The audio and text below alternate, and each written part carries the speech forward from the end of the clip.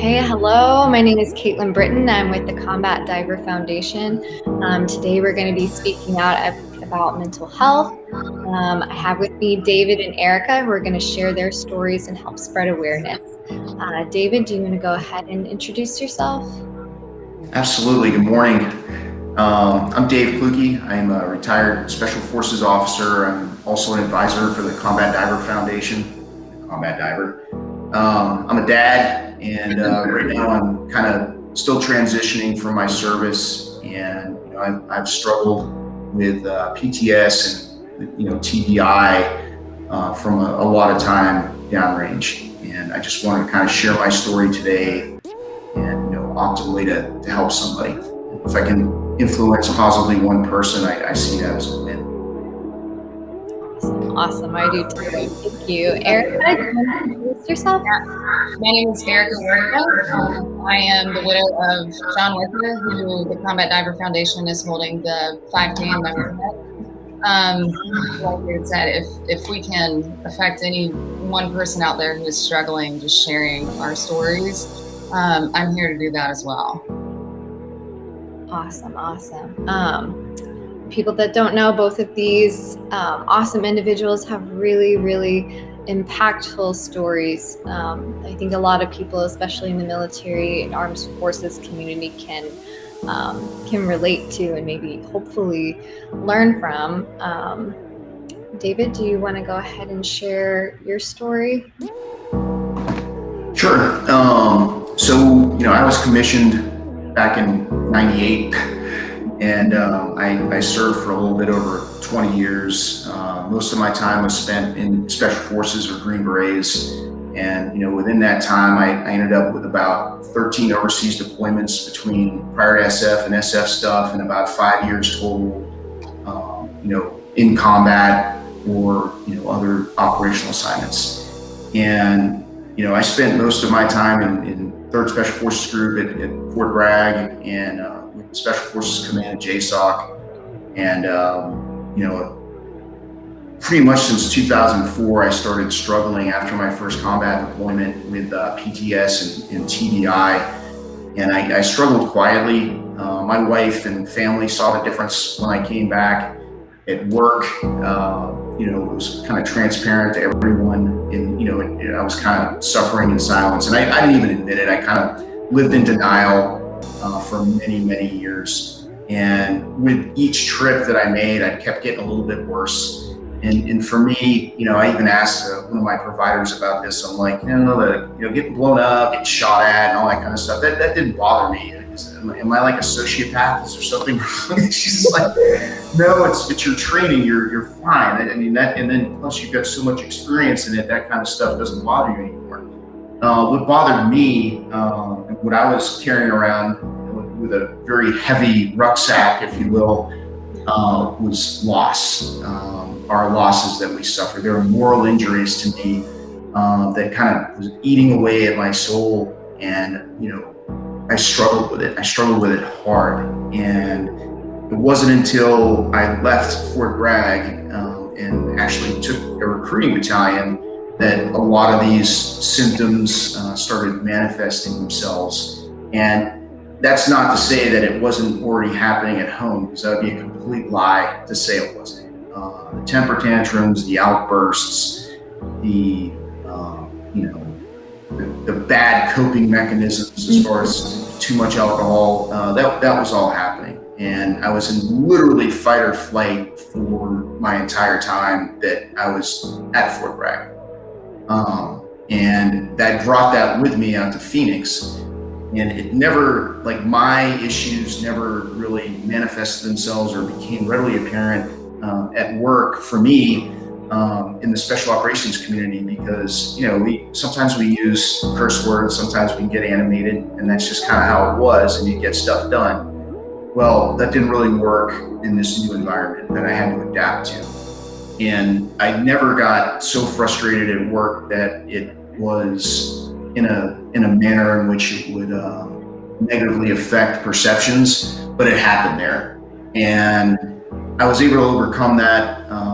There are some people that I just wasn't used to working with. I never dealt with officers or NCOs that just didn't care before. I found that kind of challenging, still do, still don't fully understand it.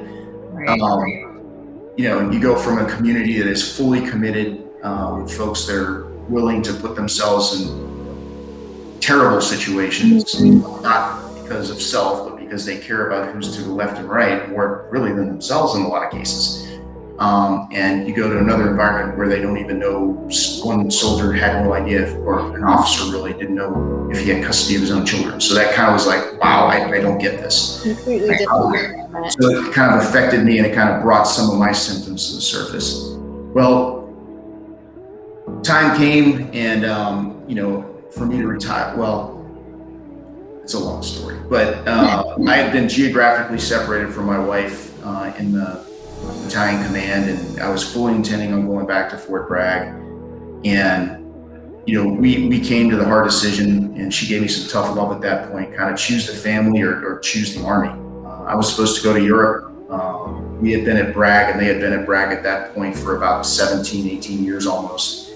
And to uproot her career and my kids, to go to a foreign country for about a year or two, max, for me to have 4 or 5 moves, it just was not conducive. So I made the hardest decision I ever made in my life, and retired.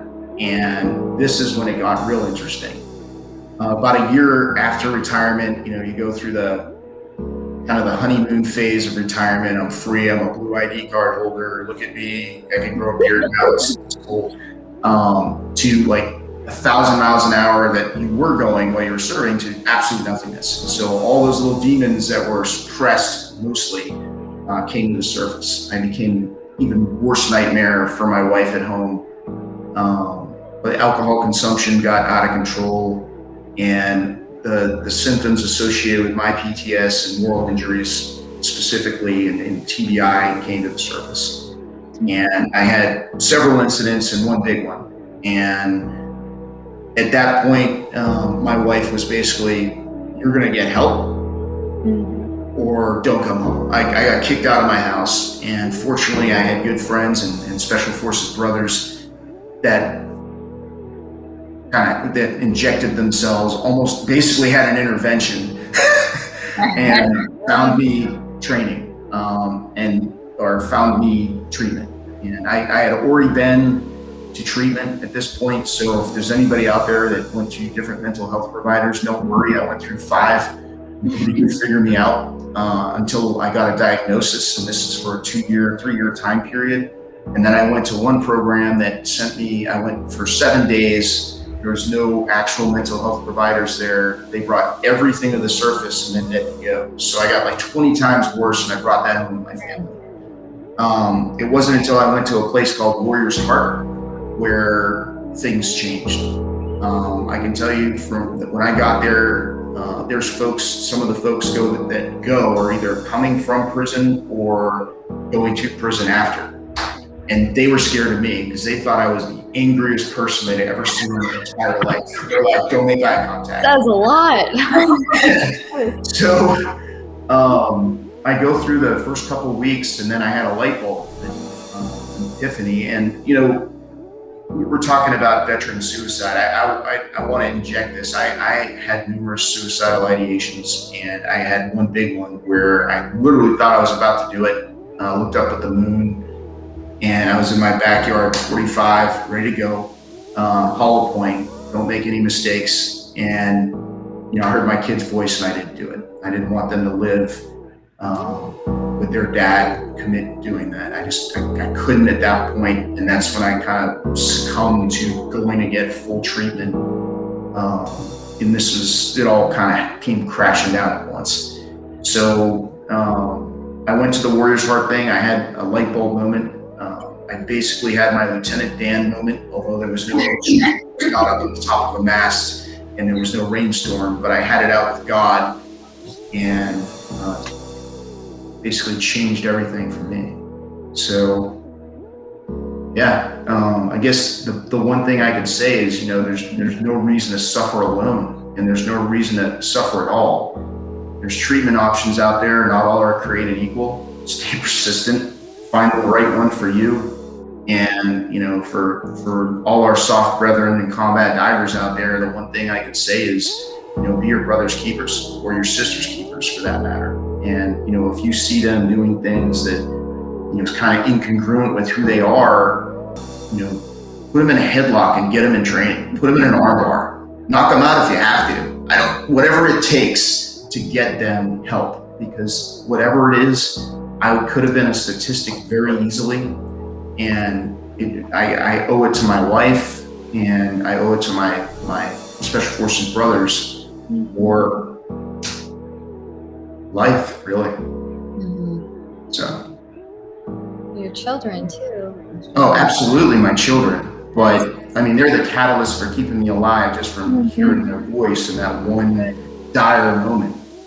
And I'll tell you that family's everything, and having those close friends that are really brothers is everything. So if you're isolating and you're in a place where you're not allowing those that care about you to even reach you, that is an indicator right there to me that you should please seek help, because it can get better. It can get way better. It doesn't have to be as bad as it is. You'll struggle forever, but you can have post-traumatic growth and struggle well, as opposed to living those horrors in silence where you're eating yourself away from the inside. It doesn't have to be like that. No, it doesn't. And I think one of the craziest things about your story is that you said you didn't start really having trouble until you retired, which for people that don't know is at least years. I think it was there, and throughout my tenure, it's just it wasn't at work, and you'd see it at home, and or at least my family saw it. So I soft guys, combat divers are all good at wearing masks. Everything's great. I mean, it's awesome. And then when you go home and the masks are off, it's not awesome. And you are struggling as an individual, and yet you're manifesting and projecting these struggles on the ones you love the most. Right. And that just goes to show that you don't truly know. There's all these stigmas that people think like, oh, well, if they were depressed, they would look depressed. I would notice that. And you don't always notice it, because there are people that, try to be strong and wear that mask like you did for so many years before, it just started crumbling, and all the effects that you were holding inside were just start pouring out. So it is important just to check on people that you wouldn't even know, would have. Absolutely. And to be clear, it was absolutely there while I was in group and when I was in JSOC and, Special Force Command, whatever. I just was I was so busy, hyper focus came in. I could focus on those tasks that would suppress all the other stuff that was suppressed. It was literally just pushed down. And then, during the down times, or during the times when I wasn't that busy, that's when they start coming up, and that's where the coping mechanisms are coming into play. And I did that. I'm not alcoholic, but I don't need to drink, but I use it as a coping mechanism for so long that it got out of control. And then that is when a lot of the bad stuff would start happening. Mm-hmm. Things that I, either say or do that was incongruent with like who I truly am as a person. So that's an issue. And then the other thing is with the retirement or whatever you get out, you'll find that if you don't go immediately back to work, like for me personally, I went and got a master's of business administration. I was volunteering and guest speaking and doing these things all the time, trying to keep myself as busy as humanly possible. Nothing was enough, and everything just kept coming, and at least all the internal struggle was not enough to suppress it. So right. Yeah, it's something to be weary of, especially those that are, closing in on their ETS date or retirements. Just one more thing to kind of think about. Mm-hmm. Yeah. I agree. That's an interesting point. My dad was in the Air Force for 26 years and then transitioned into civilian life. And, he's talking about how different it is working with civilians versus, being an officer in the Air Force. So it was a struggle for him to even transition to that civilian life. So, I think you saying that there were more issues coming about after retirement and during your career, but there needs to be more support out there. Transitional periods, moving to different posts for you too. You said there were different things that arose. So I also think it's very interesting, Dave. I love hearing your story, and it's almost like John's story is a little opposite. John was like all of you guys, I'm sure, none of us like making mistakes, and none of us like, he was a very hard, ethical worker, and but we would have never seen his suicide coming at all. Anyone that knew him has been blindsided by it, and he was just such an even-keeled, stable person. Like I admired his strength so much, and so that really just goes to tell us and show us that even the ones who think are the strongest or think that are not suffering, even that they have their own demons inside, and they can come to the surface at any moment. And if we are not helping support these men and women by giving them like coping mechanisms when they are having these thoughts, they're not going to know how to, if they are in that darkness, they're not going to know how to get themselves out of it. John was overseas whenever he took his life. So, we've got a beautiful 3-year-old daughter that I am so grateful for, and she's definitely helping me through my healing process with this. She definitely holds me accountable, and we have a lot of support around us, which is beautiful. But I just, looking back, I wish I could have seen any kind of like big red flag in him. But it was hard to read and hard to really figure out or realize that this was going on inside of him internally. He liked being in control. He wasn't an excessive drinker because he didn't like losing that sense of control. So there weren't those flags. No, and in a way, I do see. I agree, Erica. The stories kind of lining up in a similar and opposite way. Right. He said that John had been deployed a lot. He experienced losses also. Yeah. And I think some of those things he was feeling was exactly what David was experiencing as well. Right. Just those similarities in that. Yeah. So I think some of those, and I think a lot of times these losses are like repressed and compartmentalized inside their head, and I think it just comes to a head at times, and you either can face it and deal with it, or you don't know how to deal with it. Right. Well, and in a way, you said that he, was a man of control, and in the end, he controlled everything, right down to his very final moments. That's true. It's sad, but it is, a testament to the kind of person that he was. Yeah. Yeah. Even after everything. If you want to go ahead and go into the detail about, you and John's story. Yeah, I mean, John and I were married for almost 5 years. We've known each other since 2014. I met him right after one of his first combat deployments. He had done a lot of the training deployments, the JSETs down in South America, Mexico. But yeah, we met, and he just always kind of had the same even personality throughout the entirety of our relationship. He was a good balance for me. I was definitely the more emotional outburst type of person. So we balance each other really, really well. And so they had a JSET through November to mid-December. Another part of all of this, which is interesting to me, and I fully believe it might have been a part of his decision, that he did contract COVID in December. and he committed suicide in January. There are studies out now, saying how COVID causes inflammation in your brain, and I don't know if it has a part of it in triggering these repressed emotions he had.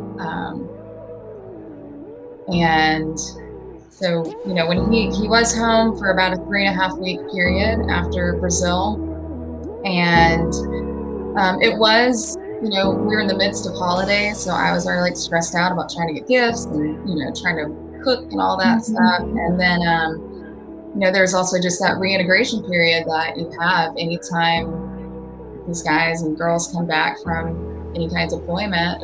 So he was getting used to our schedule again, and it was like a little tense in the house. A little, things were taking a little longer for us to reconnect. And so, but with all of the outside things going on, it made sense. It didn't seem like a flag to me, like we were holidays,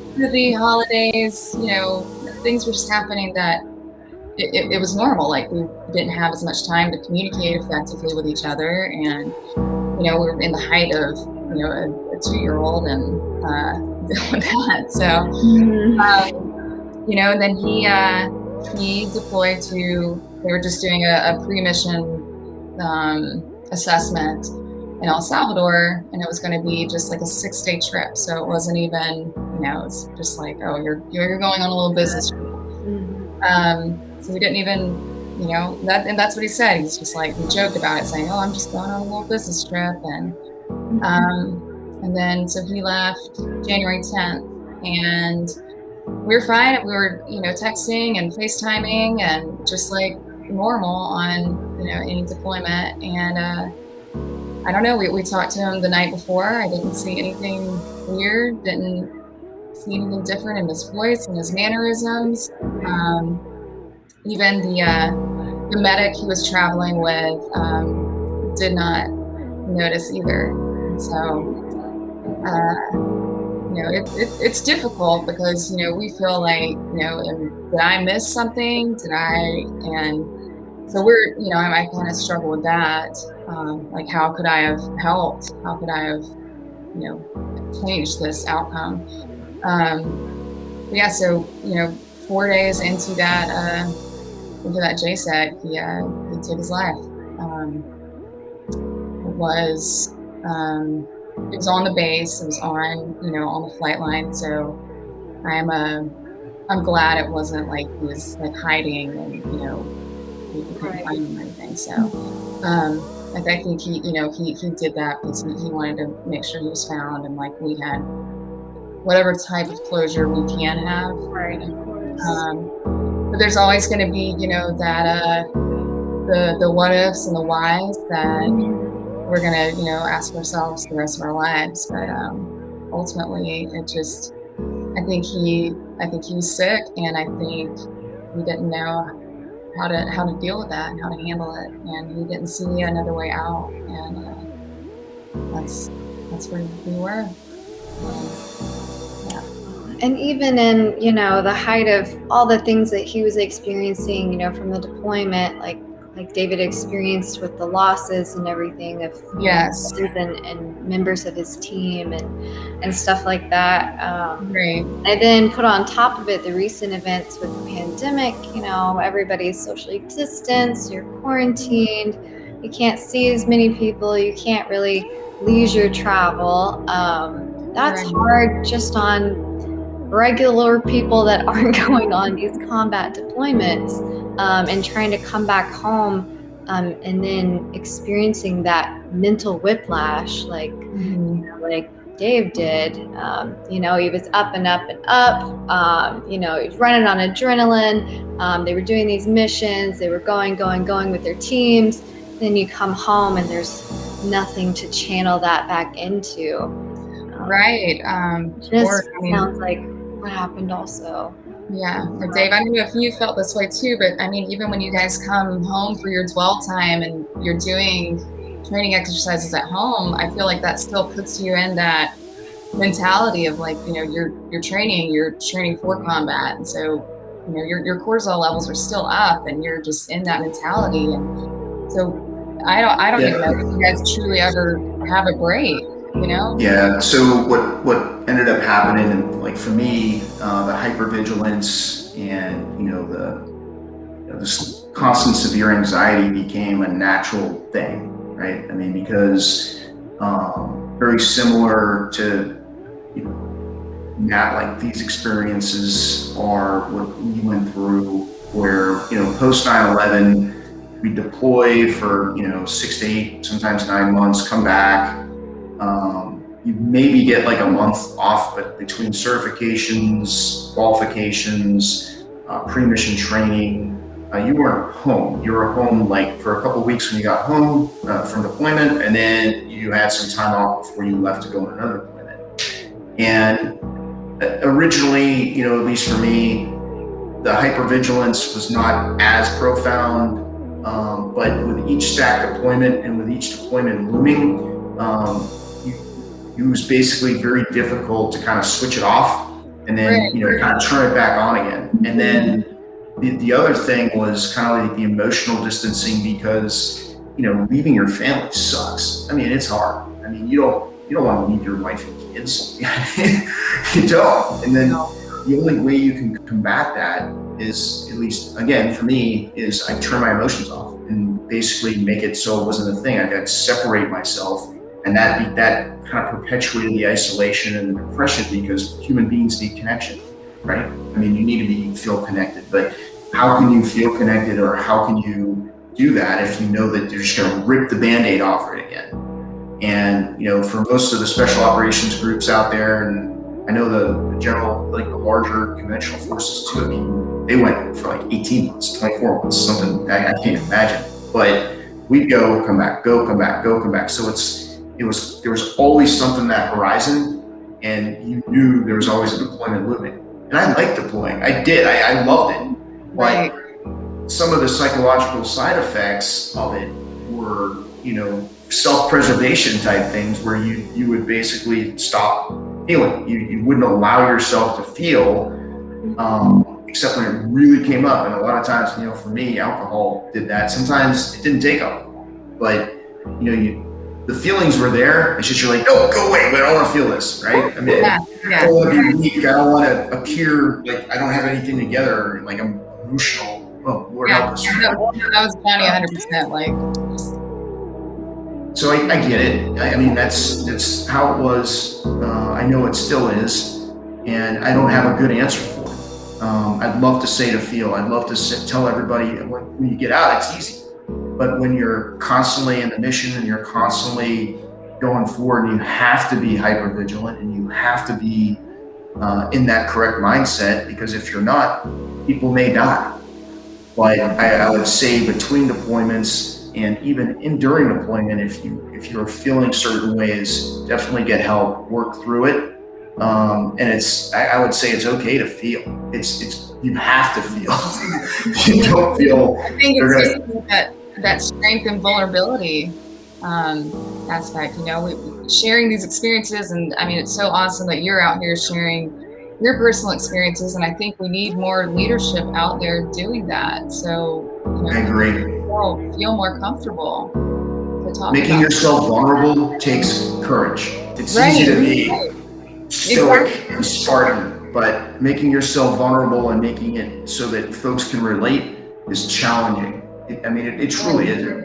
This is so hard for me. I'm not even going to explain the detail how hard it is for me to make myself vulnerable like this, but I feel it's imperative, because I don't want others to struggle like I did. I don't want to lose any more of us. We're a pretty awesome group, and if there's anything that I can do, and I don't say this like hollow offer, like literally, I'd rather hear somebody's story than attend their funeral or attend their memorial service. I mean, whatever it takes, to keep our folks still in the fight, and still alive, and still enjoying life, because we deserve it.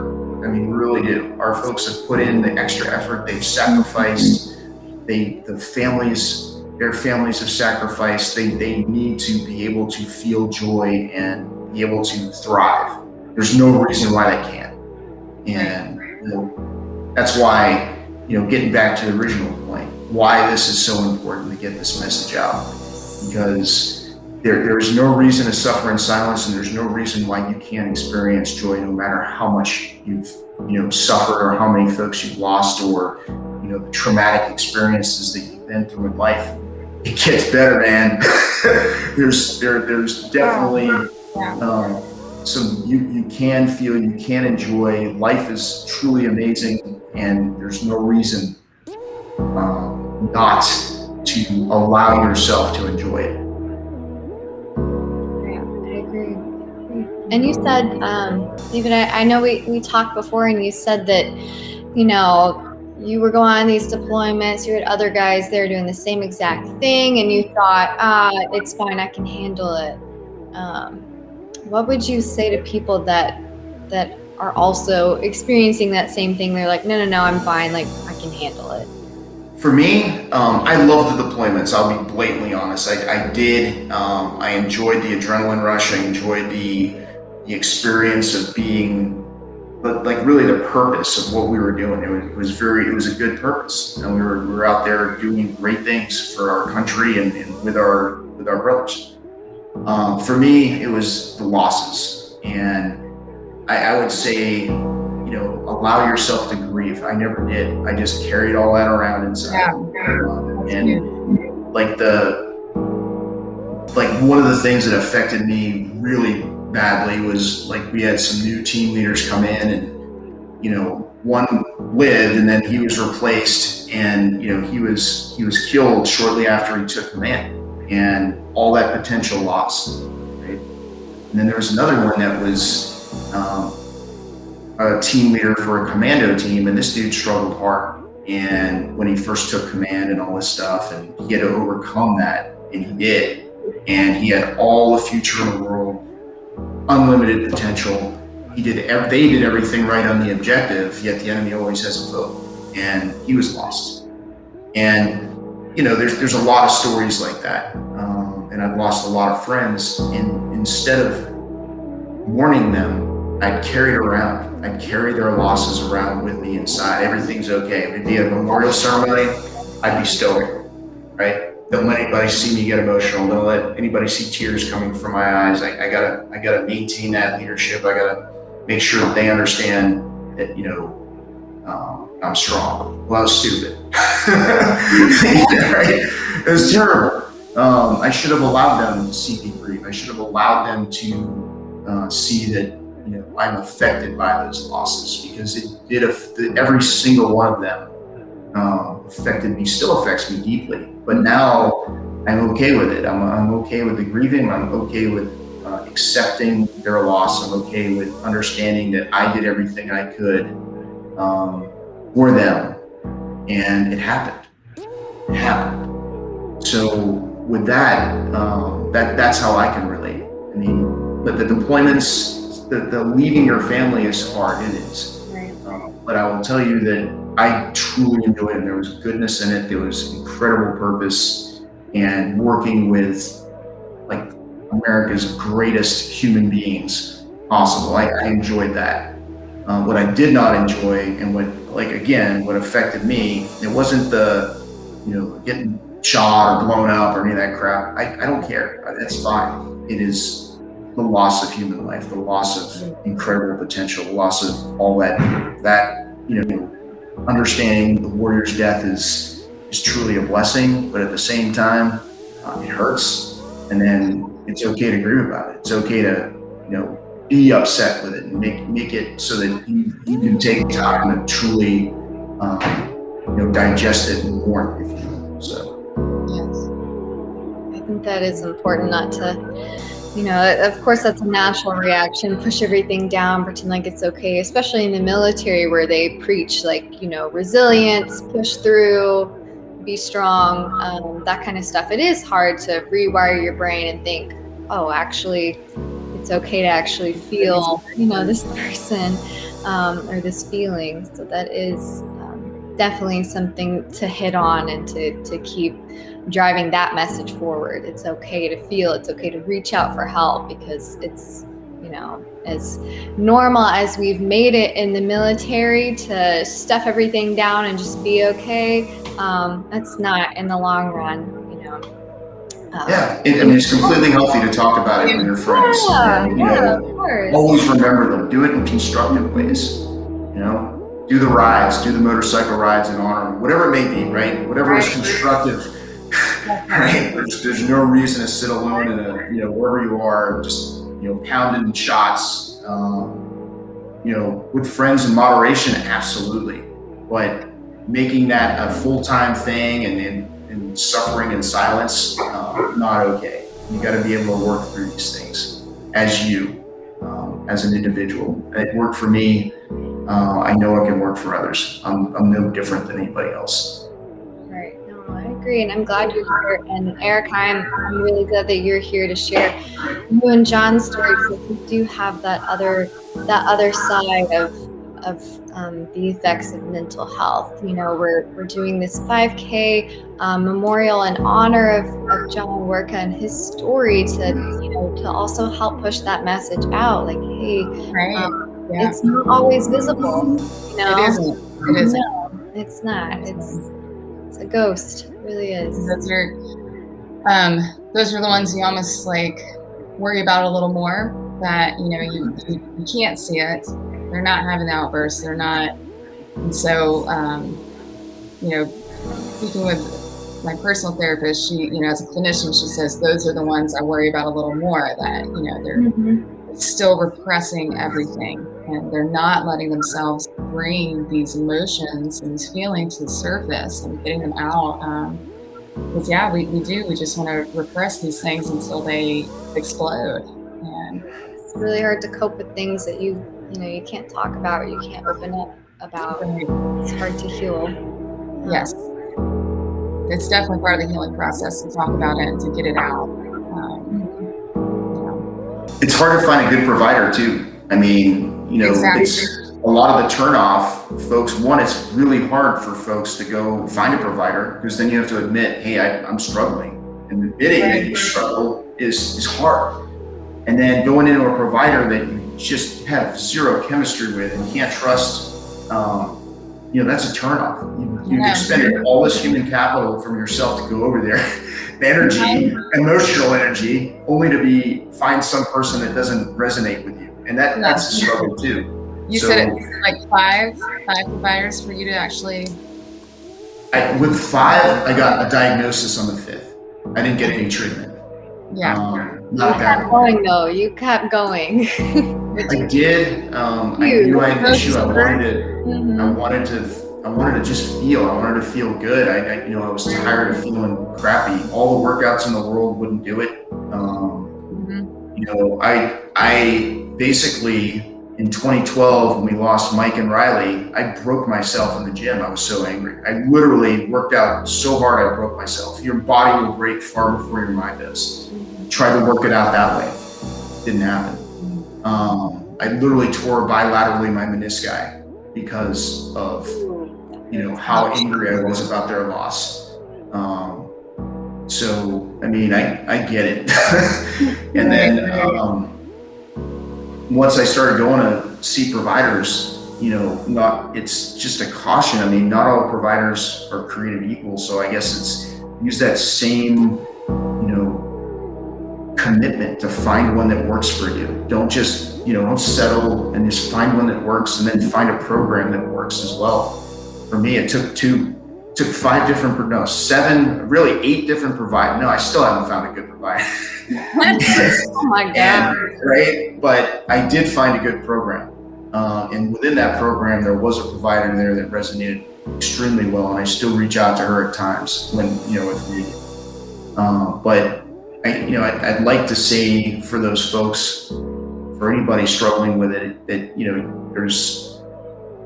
it's not something that just goes away. It doesn't just disappear. You're going to have to struggle well the rest of your life. And you have to accept that. It's just going to be, it is how it is. There's no end to it. But what's beautiful about it is there is post-traumatic growth, and there's the opportunity to thrive and use some of the things like hypervigilance, for example, as a superpower. instead of like finding a corner in the room where you can see the entire thing and doing your cursory assessment of the number of people, the exits, all that kind of stuff. Now you're just really observant, right? And that can be value added wherever you are. So, I mean, it's just shaping it in a way that can benefit you as a person. It doesn't seem like you don't have to think it's a bad thing, because it's not. Those things actually do become like superpowers, if you will. Right. So. And I think on the topic of, mental versus physical health, everybody cares about your physical health. You worry about, you broke yourself in the gym. I'm sure you went to the doctor immediately, got everything fixed. But I think mental health is something that's not thought of quite the same way. And I think it's as important, if not more important, than your physical, those injuries that you sustain, because this is what, runs your entire body and the way you live your life. Absolutely. It's treated the same. Mental and physical health need to be, they're hand in hand. It's the same. Mental health and physical health. I'd say mental, physical, and spiritual are the big three. Definitely.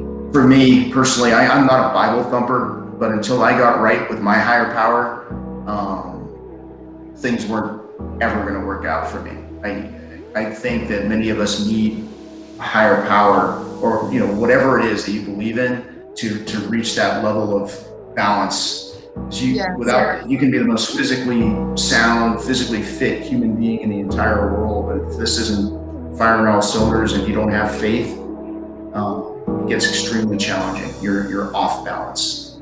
And what I've learned, what I've experienced, is once I get those in check, everything starts working out. Those things that were like minor nuisances that became irritants, that became frustrations, were now just like, oh, whatever. I don't care. Yeah. It's able to get. No, that balance is super important. I'm glad you found it, even, several years after everything. I find it every day. You're doing it. You have to work for it. You have to work for it every day. For sure.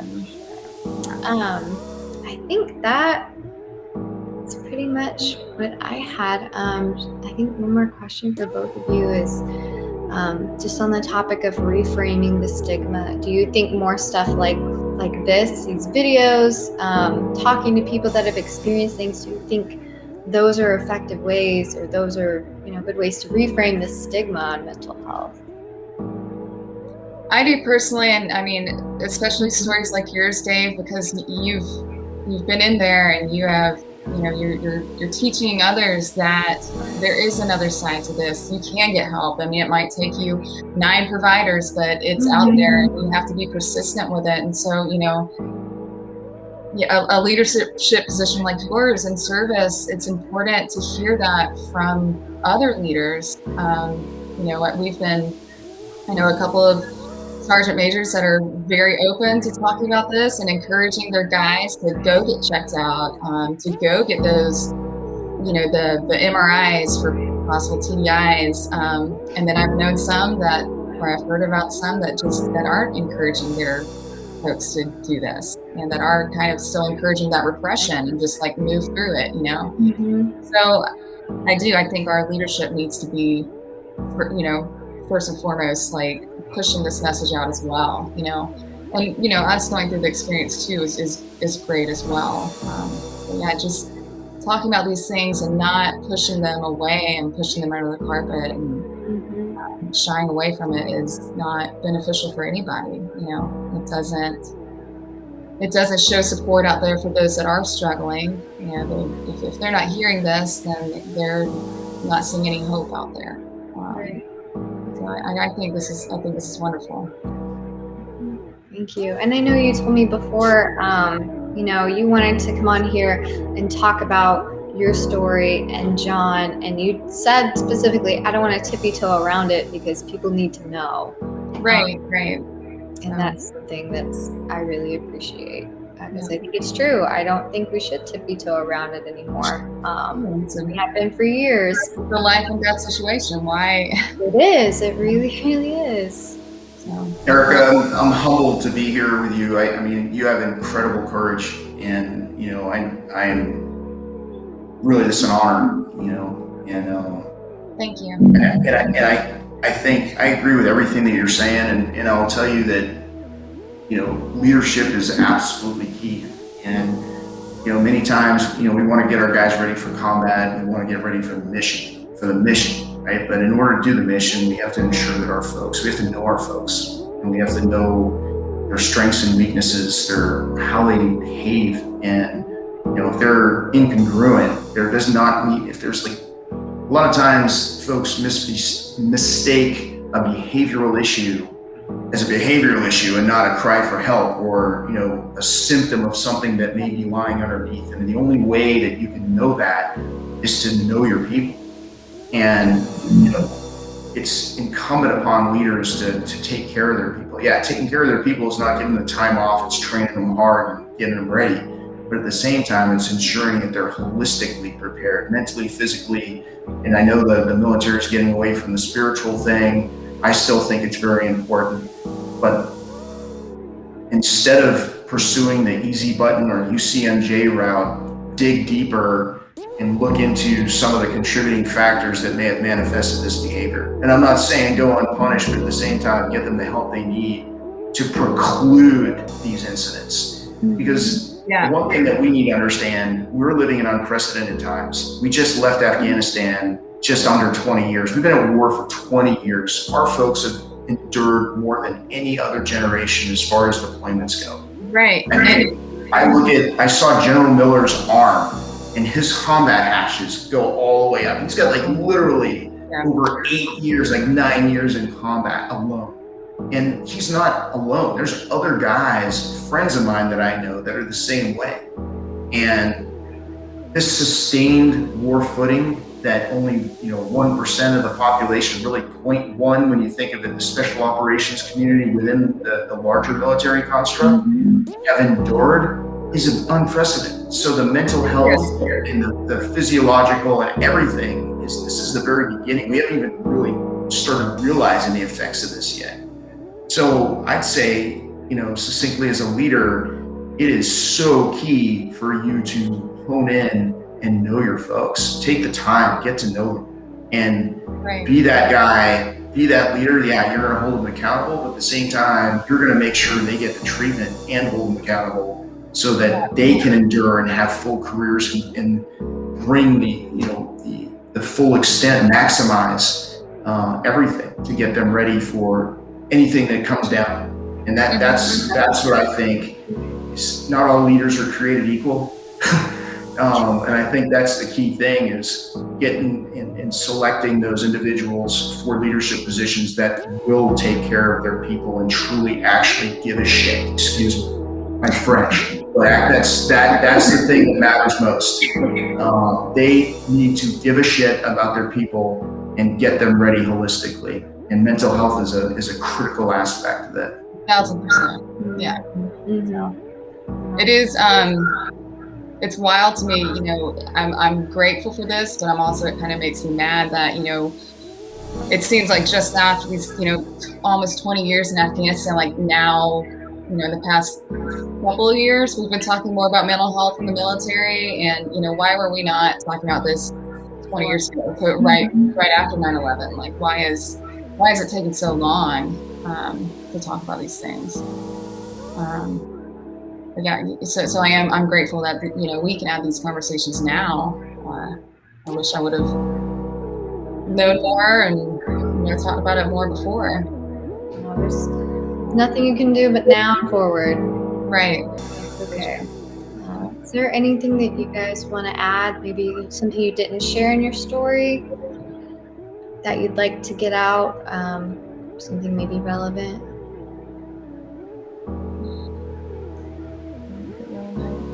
I don't know. The only thing that I can think of. Totally. What have I written down? Wirka, you got something? Because I'll add something. I don't think so, unless Caitlin, you wanted to bring up something that we spoke about before. I know when we spoke before, your story was a little bit more in depth. I think you told me that when John went on that trip, the medic, he was friends with him. Yes. The So things he noticed in his perspective before everything happened, I thought was interesting. yeah, so the medic was a wonderful, wonderful friend of mine, wonderful person. You know, he was super excited to go on this deployment. He was the team's best Spanish speaker, so it's where, you know, that was helpful. But I know, you know, we haven't had enough conversation about it, but one thing he did mention, he noticed John like eating differently, which was a very like odd observation.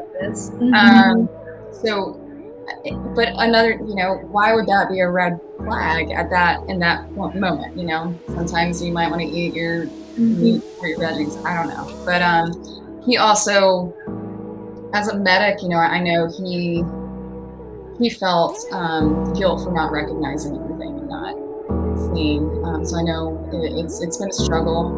It's been a struggle for all of us and all of his teammates because, you know, John was John, and he, you know, you didn't see those emotions in him at all. Like, he was very resilient, very strong, very just even keeled. So, yeah, and that's. Nice. Well, without, you know, stepping too much into your business, I do think it's important because that moment, you know, obviously it changed your life, it changed John's life. So, you know, I just, I was at work one day and I received an email from John telling me he was taking, he quoted a cliche statement of like taking the coward's way out. Just felt overwhelmed, and you know, he felt he had disappointed us, and I had no idea. So it was a kind of, you know, drop to your knees moment, and just beg and hope that somebody could find him. You know, because he was in El Salvador, I couldn't just like get in my car and try to drive to him. Right. Because you know, I read that email probably 20 minutes after he sent it. So, but knowing how, you know, it's hard to say this, but knowing how John was such a man of his word, you know, I wanted to hold on to a little bit of hope after reading that email from him, but I think deep down I kind of knew, like, this is bad. This is he said it. He's made this decision. He said it. So yeah, it's definitely the worst day of my life, but it is, you know, another, you know, on the flip side of that, it's just like, you know, I know so many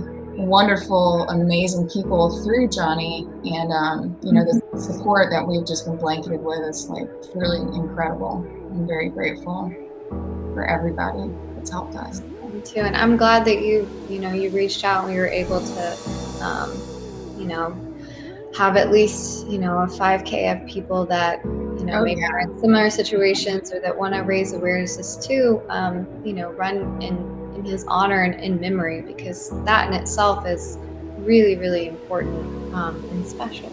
Yeah, these little, you know, we've trying to work out the day for him, and, you know, these little events just really, they're helping me personally manage. They're helping our family kind of manage, just keeping him alive in our hearts. And you know, he's an incredible man that deserves every, you know, bit of recognition. So. Of course, try to make sure it's done to justice. He does deserve recognition for everything. Thank you. Of course. Yeah. David, thank you guys. Oh, of course. I don't know. It's kind of hard to follow that. The only thing I'd say, you know, we deal with this subject. It's not a happy subject at all. It's not. I mean, it's dark, and you know, it's one of those things where a lot of folks, or most folks, really don't want to talk about it, and you know, it's hard. So the only thing that I would say, you know, in closing, I kind of hit on it. You know, it's never too late to go and seek help, and asking for help takes a lot of courage. And you know, we pride ourselves, especially in the special operations community, of being courageous. Well, I think true courage is accepting one, that you are struggling, and it's okay too, and three, that you don't have to struggle. Go get help, and if it's talking with your friends, your brothers, if it's seeking out professional help, whatever it is, it's never too late, and it doesn't have to end badly, and you don't have to stop living. I mean, there's so much more to live for every single day, and accepting that, and accepting the optimism of the future, and how much there truly is, and how much beauty there is to enjoy with the ones you love, should trump any negative thoughts and feelings. And I know it's easy for me to say that now, and I was in a place where I simply didn't care and was ready to meet my maker.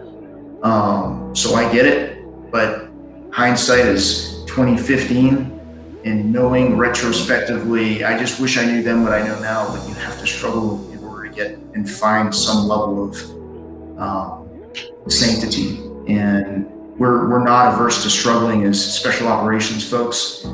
And if it's a challenge, we're all about it. Well, this is a challenge for our lives, and for the lives of the ones you love.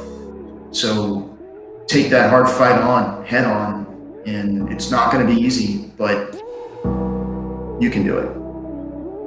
Yes, sir. Awesome. I'm gonna end it with something I picked up from what you just said, is to make sure you have the courage to get help, because it does take courage. You're not weak if you reach out to people, and accepting the optimism of the future. You said that, and that's I feel like something really important. I've been stationed overseas for 2 years, and it was hard being 8,000 miles away from my family. I also finally broke down and went to mental health, and I had thought for so long that if you did that, that you were weak, or the military wouldn't want you anymore because you're not strong enough to handle yourself. And I think that's really important, is to make sure that people know that you're not weak for reaching out. You are courageous, and that is a very hard thing to do, is to talk about things that are going on inside your mind that maybe don't even make sense. And I appreciate both of you guys for coming and talking about both of your experiences. I hope that it helps somebody out there. Me too. Definitely. Thank you guys. I appreciate it. Thank you. Thank you. Talk to you guys. All right, I'll talk to you soon. All right. Bye.